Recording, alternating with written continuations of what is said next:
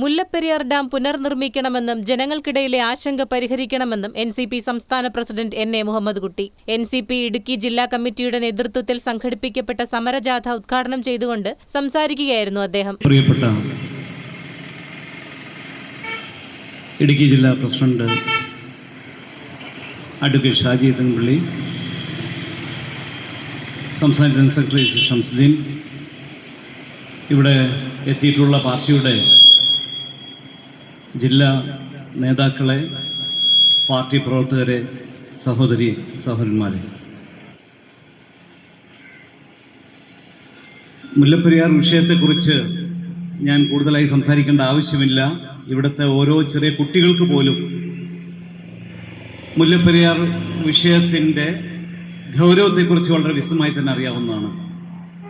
എന്നാൽ ഈയിടെയായി വ്യത്യസ്ത തലങ്ങളിൽ നിന്നും അതിനെതിരായി ചില സയന്റിഫിക് മെത്തേഡ്സിൽ ഈ ഡാമിന് പ്രശ്നങ്ങളില്ല, ഇത് നിലനിൽക്കുമെന്ന വാട്സപ്പിലൂടെയും മറ്റും സോഷ്യൽ മീഡിയയിൽ ചില ഡോക്യുമെന്റുകൾ വരാനിടയായി. അവർ പറയുന്നത് ഇത് ഗ്രാവിറ്റി ഡാമാണ്. ഗ്രാവിറ്റി ഡാം എന്ന് പറയുമ്പോൾ പിരമിഡിനെയാണ്, ഒരു പിരമിഡിന്റെ സ്ട്രക്ചർ എങ്ങനെയാണോ അതിനെ ഉപമിച്ചുകൊണ്ടാണ് പറയുന്നത്. ഒരു പിരമിഡിന്റെ ഹൈറ്റിനേക്കാൾ കൂടുതൽ അതിന്റെ താഴത്തെ തറ വിസ്തീർണം വരുമ്പോൾ നിഴൽ പോലും പതിക്കാത്ത തരത്തിലുള്ള എന്നുകൂടി വ്യക്തമാക്കുന്നു. അത്തരത്തിലുള്ളതാണ് ഗ്രാവിറ്റി ഡാം എന്ന് പറയുന്നത്, അത്തരം ഡാമുകളെ.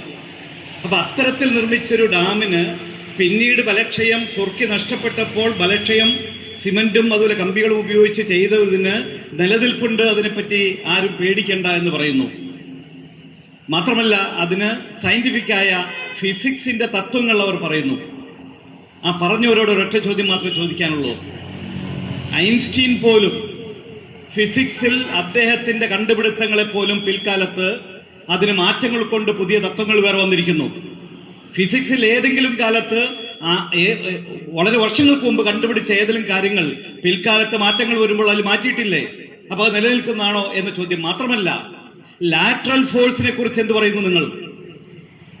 ആ സ്ട്രക്ചറിനെ മുകളിൽ നിന്ന് താഴോട്ട് ബലപ്പെടുത്തുന്നുണ്ടെങ്കിലും മഴവെള്ളം അധികമായി വരുമ്പോഴും അല്ലെങ്കിൽ വാട്ടർ ഫോഴ്സിൽ അധികമായി വരുമ്പോഴും ലാറ്ററലായി ഫോഴ്സ് ആക്ട് ചെയ്യുമ്പോൾ അതിനെന്ത് സംഭവിക്കുന്നു എന്നതിനെ കുറിച്ച് അവർ മിണ്ടുന്നില്ല. മാത്രമല്ല മറ്റൊന്ന് നാം മനസ്സിലാക്കേണ്ടത്, ഭൂമിയുടെ 70% വെള്ളമാണ്, 30% മാത്രമാണ് ഭൂമി നമുക്ക് ഉപരിതലത്തിൽ നാം കാണുന്നത്. ഇത് പരന്നല്ല, ഭൂമി ഉരുണ്ടതാണെന്ന് എല്ലാവർക്കും അറിയാം. ഏതെങ്കിലും ഒരു സ്ഥലത്ത് എന്തെങ്കിലും വ്യതിയാനം ഉണ്ടാകുമ്പോൾ അതിന് ഏറ്റവും വലിയ ഉദാഹരണമാണ് ഇന്തോനേഷ്യയിൽ സുനാമി ഉണ്ടായപ്പോൾ, അവിടെ ഭൂമികുലുക്കം ഉണ്ടായപ്പോൾ സുനാമി ഉണ്ടായി. ആ സുനാമിയുടെ അതിൻ്റെ മറ്റ് പ്രത്യാഘാതങ്ങൾ കേരളത്തിലെ വൈപ്പിനിൽ വരെ എത്തിച്ചേർന്നു എന്നുള്ളത് നാം മനസ്സിലാക്കുക. ഈസ്റ്റേൺ സൈഡിലുള്ള തമിഴ്നാടിന് ഏറ്റവും എന്ന് മാത്രമല്ല പടിഞ്ഞാറക്കരയിൽ കിടക്കുന്ന വൈപ്പിൽ വരെ അതിൻ്റെ ആഘാതമുണ്ടായി എന്ന് നാം മനസ്സിലാക്കേണ്ടതുണ്ട്. അപ്പോൾ എവിടെയെങ്കിലും ഇത്തരത്തിൽ നമുക്കറിയാം ഭൂമിയുടെ അടിയിലുള്ള പാളികൾ എന്ന് പറയുന്നത് എപ്പോഴും മാറ്റങ്ങൾക്കനുസരിച്ച് അതിന് അഡ്ജസ്റ്റ്മെന്റ് ചെയ്യുന്നു. ആ അഡ്ജസ്റ്റ്മെന്റ് ചെയ്യുമ്പോഴാണ് ഭൂമികുലുക്കം എന്നുണ്ടാകുന്നത്. അത് സയന്റിഫിക്കാണ്. അപ്പൊ അത്തരത്തിൽ ഭൂമികുലുക്കങ്ങൾ പലപ്പോഴും ഉണ്ട്. മാത്രമല്ല വേദഗ്രന്ഥങ്ങളിൽ പോലും വളരെ കൃത്യമായി പറയുന്നു, മലകളെ സൃഷ്ടിച്ചത്, അതായത് 6 കാലഘട്ടങ്ങളിൽ 6 ദിനങ്ങളിലായി സൃഷ്ടിച്ചപ്പോൾ, ഭൂമി ദൈവം സൃഷ്ടിച്ചപ്പോൾ അതിൽ മലകളെ ആണിയടിച്ച് നിർത്തിയിരിക്കുന്നു. ഈ മലകളെയാണ് നാം തുരക്കുന്നതും. അതുപോലെ തന്നെ ഇവിടെ മറ്റ് കോറികളും മറ്റും നടത്തുമ്പോൾ അതിൽ വ്യതിയാനം സംഭവിക്കുന്നില്ലേ? ആ വ്യതിയാനങ്ങൾ ഇത്തരത്തിലുള്ള ഇവർ പറയുന്ന ഗ്രാവിറ്റിക്ക് വ്യത്യാസം വരുന്നില്ലേ മലകളിൽ ഇത്തരം തുരക്കുമ്പോൾ? ആ ഗ്രാവിറ്റിയിൽ വ്യത്യാസങ്ങൾ വരുമ്പോൾ ഭൂമിക്കടിയിൽ നമുക്കറിയാം ഭൂമിയുടെ ഏറ്റവും അടിയിൽ എന്താണെന്നും അല്ലെങ്കിൽ അവിടെ നടക്കുന്ന പല ഇത്തരത്തിലുള്ള വ്യതിയാനങ്ങളെ കുറിച്ചും ഇന്നും സയന്റിഫിക്കായി തെളിയിക്കപ്പെട്ടിട്ടില്ല.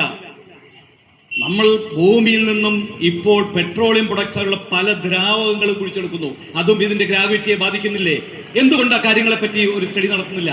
അങ്ങനെയാണെങ്കിൽ അത്തരത്തിൽ കൃത്യമായ സ്റ്റഡി നടത്തിക്കൊണ്ട് വേണ്ട ഇത് പറയാൻ. അപ്പോ എന്തെങ്കിലും എതിർക്കുന്നതിന് വേണ്ടി ഫിസിക്സിനെയും അതുപോലെ സയന്റിഫിക് ആയിട്ടുള്ള മെത്തേഡ്സും പറഞ്ഞുകൊണ്ട് ഇവിടെ ആളുകൾ അടങ്ങിയിരിക്കാൻ പോകുന്നില്ല. അവിടെ ജീവനാണ് ഇവിടെ പ്രശ്നം. 45 ലക്ഷത്തിലധികം വരുന്ന ജനങ്ങളുടെ ജീവനാണ്. ഞങ്ങൾ ഇത്രേ പറയുന്നുള്ളൂ. ഞങ്ങളുടെ ആവശ്യം തമിഴ്നാടിന് വെള്ളം വേണം, ഒപ്പം കേരളത്തിന് സുരക്ഷ വേണം. ഇവിടെ പരിഭ്രാന്തി വരുത്തിക്കൊണ്ടല്ല ഇതിനെ നേരിടേണ്ടത്, അതിനൊരു സൊല്യൂഷനാണ്. ആ സൊല്യൂഷനിലേക്ക് സർക്കാർ എത്തേണ്ടതുണ്ട് എന്നാണ് ഇവിടെ NCP ആവശ്യപ്പെടുന്നത്. ഇത് ഒരു തുടക്കം മാത്രമാണ്. ജില്ലയിലെ ആളുകളെ ഇക്കാര്യങ്ങൾ ബോധ്യപ്പെടുത്തിക്കൊണ്ട് ഇത് ഇനി ഇങ്ങനെ മുന്നോട്ട് പോകാൻ കഴിയില്ല.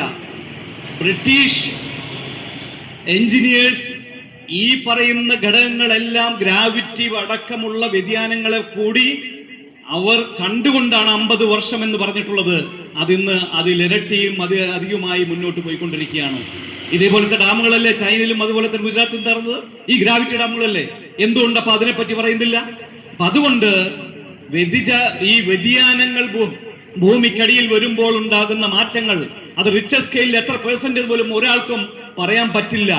മാത്രമല്ല, മധ്യരേഖയോട് അടുത്ത് കിടക്കുന്ന ഇന്ത്യയെ പോലുള്ള രാഷ്ട്രങ്ങളിൽ കാലാവസ്ഥാ വ്യതിയാനം പോലും പൂർണ്ണമായി ഇത് ചെയ്യാൻ പറ്റില്ല എന്ന് സയന്റിഫിക് ആയിട്ട് ഫിസിക്സിലുള്ള പ്രൊഫസേഴ്സ് പോലും പറയുന്നു. മറ്റ് സ്ഥലങ്ങളിലുള്ളതിന് വ്യത്യസ്തമാണ് ഗ്രീൻവിച്ച് ലൈനിനോട് ചേർന്ന് കിടക്കുന്ന ഭൂമി പ്രദേശങ്ങളിൽ മാറ്റങ്ങൾ വരുന്നത് എന്ന് അതും സയന്റിഫിക് അല്ലേ? അപ്പൊ അങ്ങനെ നോക്കുമ്പോൾ ഇതിൽ ആർക്കെങ്കിലും പ്രവചിക്കാൻ കഴിയുമോ? പ്രവചിക്കാൻ കഴിയാത്ത ഒരു കാര്യത്തിന് എന്ത് വേണം? മുൻകൂട്ടി കണ്ടുകൊണ്ട് സുരക്ഷ ഒതുക്കുന്നതിന് വേണ്ടി മറ്റൊരു ഡാം നിർമ്മിക്കണം. ഇത് പൊളിച്ചു കളയോ മറ്റെന്തെങ്കിലും ചെയ്തുകൊണ്ട് ജനങ്ങളുടെ സുരക്ഷയാണ് മുഖ്യം എന്ന് ഇതാണ് NCP ഏറ്റെടുത്തുള്ള ഈ ദൗത്യത്തിന്റെ മുഖ്യമായ വിഷയം. നേതാക്കളായ അഡ്വക്കേറ്റ് ഷാജി തേങ്ങുംപുള്ളിൽ, സിയാദ് പറമ്പിൽ, മേഴ്സി തോമസ് എന്നിവർക്കൊപ്പം ജില്ലാ സംസ്ഥാന നേതാക്കളും ജാഥയുടെ ഭാഗമാണ്. മുണ്ടക്കയത്ത് നിന്നും രാവിലെ ആരംഭിച്ച ജാഥ മുല്ലപ്പെരിയാർ വിഷയത്തിലെ ആശങ്കകൾ ജനങ്ങളുമായി പങ്കുവച്ചുകൊണ്ടാണ് കടന്നുപോയത്. ഉദ്ഘാടന പ്രസംഗത്തിനിടയിൽ ജലവിഭവ മന്ത്രി റോഷി അഗസ്റ്റിന്റെ മുല്ലപ്പെരിയാർ ആശങ്ക പങ്കുവയ്ക്കുന്നവർക്കെതിരെ കേസെടുക്കണമെന്ന പ്രസ്താവനയ്ക്ക് NA മുഹമ്മദ് കുട്ടി മറുപടി നൽകി. മുല്ലപ്പെരിയാറിന്റെ ദൃഢതയെ സംബന്ധിച്ച് മുൻപും സർക്കാരിന്റെ ഭാഗമായുള്ളവരും അല്ലാത്തവരുമായ നിരവധി വിദഗ്ധർ സമാനമായ അഭിപ്രായങ്ങൾ പങ്കുവച്ചിട്ടുണ്ട്. അവർക്കെതിരെ കേസെടുക്കാനുള്ള ആർജവം കൂടി മന്ത്രി കാട്ടണമെന്നും അദ്ദേഹം കൂട്ടിച്ചേർത്തു. ഇടുക്കി ജില്ലയുടെ വിവിധ ഭാഗങ്ങളിലൂടെ കടന്നുപോയ ജാഥയ്ക്ക് മികച്ച സ്വീകരണമാണ് ലഭിച്ചത്.